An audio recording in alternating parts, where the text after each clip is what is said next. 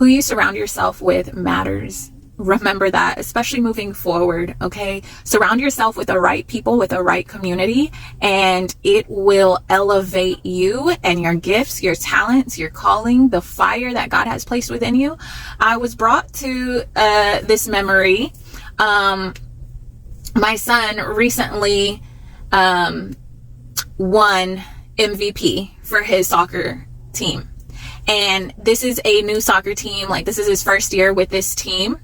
And he got MVP, which means so much to us because the last league he was a part of really tore him down. Like, really, it was so frustrating to see how they treated my son, because I know he's gifted, he's talented, he's skilled in soccer. He's got so much potential and skill.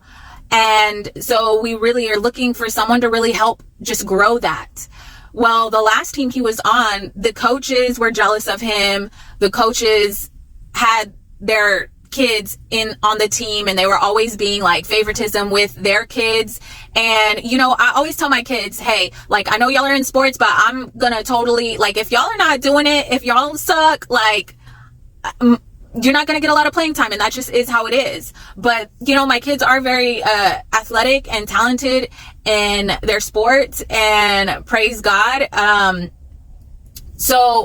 But I've never been the type to be like, oh, you need to put my kid in, because they're my kid. You know what I'm saying?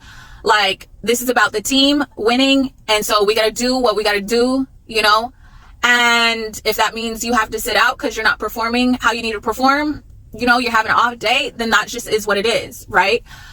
So, but like in his old team, the coaches were like just picking on him and favoring their own kids who were not like cutting it. They were not cutting it. Even the other parents were getting frustrated. So anyways, they told my son that he sucked, like literally told him that he sucked. And then every time he would try to play his position, they would always be like, Rafa, no. And like, just like always just micromanaging him and not letting him play. So you could tell his confidence was broken. He was always like iffy. He didn't want to do what, like, he couldn't play right because he was always worried that the coach was going to yell at him. So anyways, my husband put him on a different team this year. And this team has been such a blessing. Like, this team, at first they were kind of like, who's this? And why is he getting starting time? You know, this new person. But as they like grew to see that my son had skills and was really helping them to win. So they like really early on embraced him and celebrated him and were appreciative of him. And so they've really utilized him, and the coach has utilized him, and just everyone supports him on this team, and everyone sees his capabilities. And this is the first year that this team has gone on to be undefeated state champs. And so this is their first year to achieve that state championship and undefeated. And we're going to go in 2 weeks to go compete with Dallas and San Antonio. So the kids are super excited. And, you know, I love this team. They work really, really hard. They work really, really well together. Their ball handling skills are like A1. The coach is great. He is hard on them. He works them hard. He works them out hard, conditions them hard. And they're just, I mean, we do Saturday and Sunday games. They put their heart and, you know, time into their sport, and they deserve it. But the fact that my son got MVP just goes to show you, like, the difference between being surrounded by people who see your fire, who see your skill and want to stomp it out, versus those who see it and embrace it and appreciate it and receive it with open arms. And you see how the humility of his new team, how they were willing to embrace him as a teammate, made way for all of them to be blessed, to work together and to reach goals that they have never reached before. To go on to be state champs, to go on and be undefeated. And all of his teammates work so hard. And I just love all of them, how hard and driven they are, and how kind they are, and how much they love each other. And I just love this little team. I hope that they all stick together. And we're really passionate about, we're going to pull my son out of the league once school started, but he's doing so well.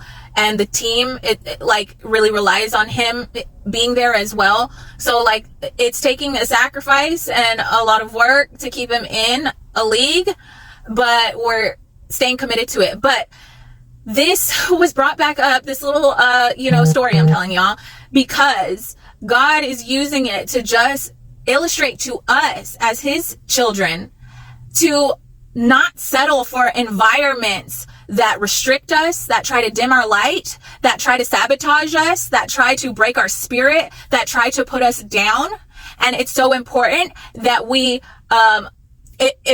if we're in that environment, that we break away from that environment, that we don't settle, and that we look towards God to put us in the right environment around people who are going to support us, who are going to help us. I really feel like this coming season and even this month, there's going to be breakthroughs and divine connections and kingdom destiny helpers that we're going to be connected with that are going to help us reach that next level, because we've not experienced certain things, and there's going to be mentors or people that God connects us with that have been in a place that we haven't, and that will be able to help us navigate this next season and navigate this next level of elevation and be able to make wise decisions. And I love watching documentaries or movies or series about kings and queens, and even the story of Esther, and even a lot of the biblical stories. You find that they always had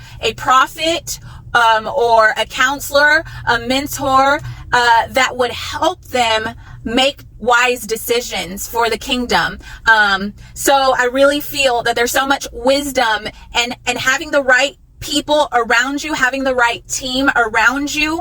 And this is a time where God's really gonna make kingdom connections, and where you're gonna be surrounded by people who support you, embrace you, who get you, or maybe if they don't get you, they're intrigued and they want to try to understand. And this is when people who are not aligned with you, who are not for you, who are not supportive of you and what God has called you to, are going to be moved out the way. And so just be willing to release certain relationships, or certain jobs, or certain things, in order to be open to the divine connections that God is bringing into your life. Okay. So just wanted to share that. Be ready for breakthroughs, because this is our time to